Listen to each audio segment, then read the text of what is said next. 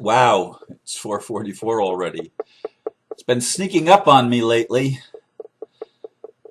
The truth of the matter is, even as I came out of the meditation room this morning, just a minute or two past 4, I wasn't exactly sure how I was going to do today's talk and what it was going to be.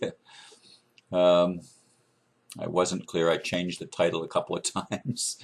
The one that I ended up with is A Call to Disentangle, a Time to Center. For me, even the alternative news seems somewhat confusing. In Spain, the people are telling the government to resign. In Bolivia, they granted rights to Mother Earth for the first time in history. In the US, Congress has apparently walked away from their job until after the election, and they arrested the President of the Republic. It is reported that many of the elite are going into hiding, perhaps trying to escape. All over the world there seems to be a certain level of chaos and confusion as the clash of paradigms escalates and systems crash everywhere. It might well be a call to disentangle, a time to center ourselves. I just went to a page I was just there right when I realized it was 4:44. I was looking at various emails and stuff, and I got an invitation from one of my friends to a group called I'd Like to Connect with You on Facebook. Uh, and there's a neat little image there. It says, "The world needs you now, not when you're perfect." And I read that just before I turned and saw that it was 4:44. The world needs you now, not when you're perfect. And it reminds me of the message I got back in December 2010 when I got the message clearly from Spirit: stop making excuses and do what you came here to do. In other words, don't wait till you're perfect. Don't wait till you have that perfect relationship. Don't wait till you have all of your ducks lined up. Don't wait till the lawsuits and the entanglement with the system is completely disentangled. Don't wait. Do it now. There's only now. Now is the time. We've heard that before. We've all heard it. And as I indicated in the blurb, and I only mentioned a few of the things that I'm aware of.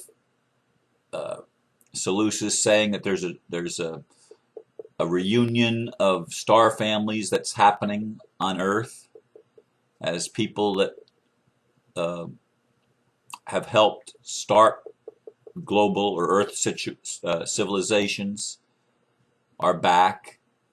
There's so many things going on all over the world. People are waking up. Some people are contracting and going within. Jerry mentioned that last night in our discussion after the movie on GMOs. Some people are just so overwhelmed that all they know to do is to withdraw and go inside and perhaps hopefully center themselves. Others are expanding and reaching out in ways that they've never been able to do before. I'm one of those. Although I do sense for myself, there's also a contraction going on in regard to how I'm going to be doing my Wednesday night meetings, for example. There does not seem to be a lot of community support locally. Again, last night there were only 3 of us. That's the second week in a row. And I'm to the point personally where I don't even have the nerve to invite speakers to come and speak to the group, because it's embarrassing to me when one person besides the speaker and myself show up. And of course last night there was no speaker, and there were 2 others that showed up. But for the first time ever in my personal life of running the center is not even keeping up with what it needs to run it to run. I'm having to support the center. I always donate money to the center anyway. Every week I pay to attend my own meeting. Plus I provide all of the refreshments and all of the things behind the scenes that people aren't even perhaps aware of.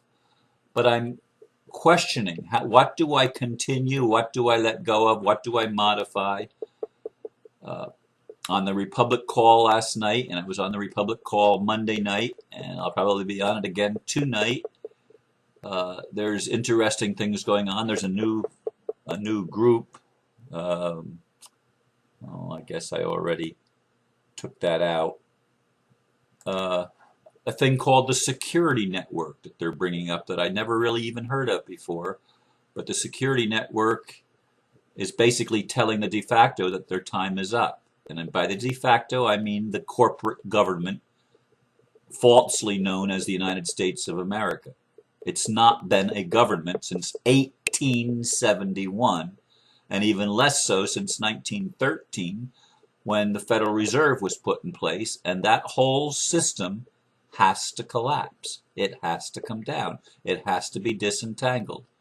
And Bolivia's message to the world, really, it's to the whole world, is it's time to honor life. It's time to honor nature. It's time to honor Gaia, Mother Earth, Pachamama. It's time to honor the natural world. And it's a message to corporate controllers all over the place that it's not acceptable, your abuse, your unsustainable systems that you've put in place of commerce, where everything revolves around money. It's not acceptable to run wantonly over nature, modifying our food, poisoning our air, poisoning our water, poisoning our land, destroying the nutrients in the land. It's not acceptable behavior anymore. And the message is going out loudly and clearly, at least to those with eyes to see and ears to hear. It's going out. And then, as I said, Spain surrounded the people in Madrid surrounded the parliament building and basically, from what I understand, called on the government to resign. Well, I'm telling you, the world governments everywhere need to resign, not just in Spain, but all over the world. Corporate governments need to resign.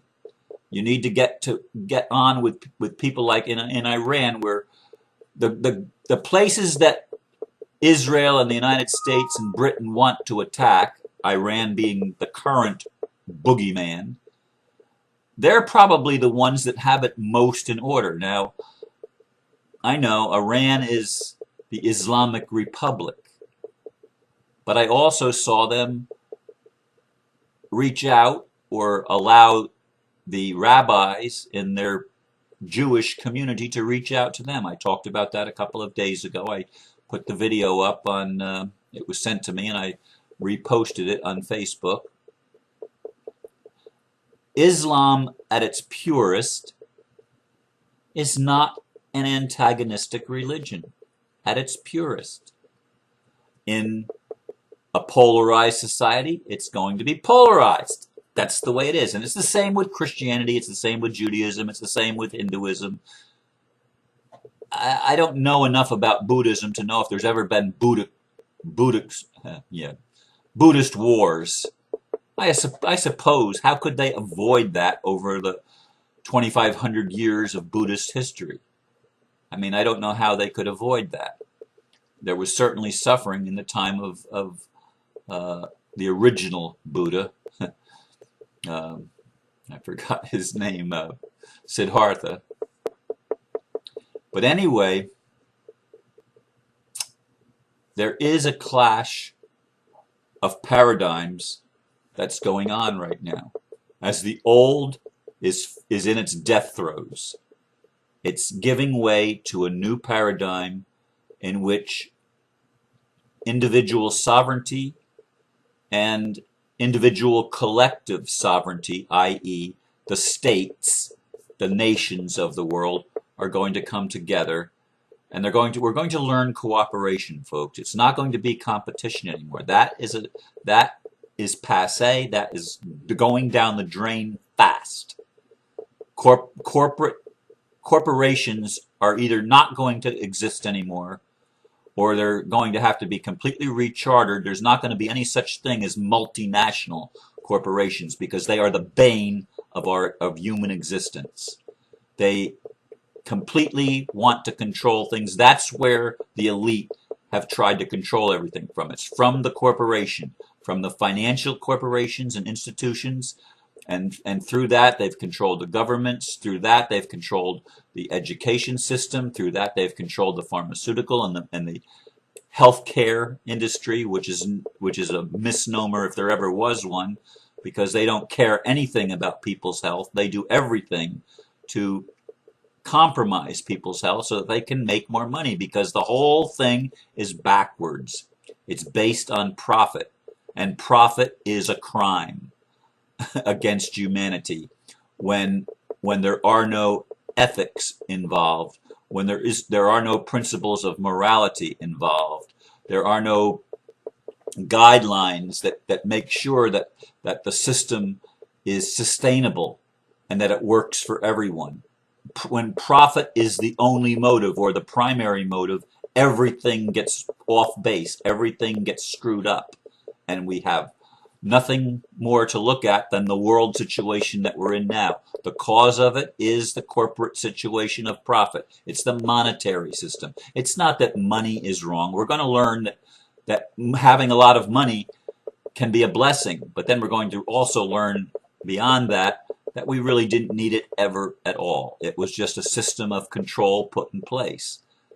And that's going to happen. And governments, once we have the internal change of our hearts, as we learn to center, as we learn to disentangle ourselves from the world, so to speak, and focus within on what is right and what is good, on real righteousness, real truth, real love.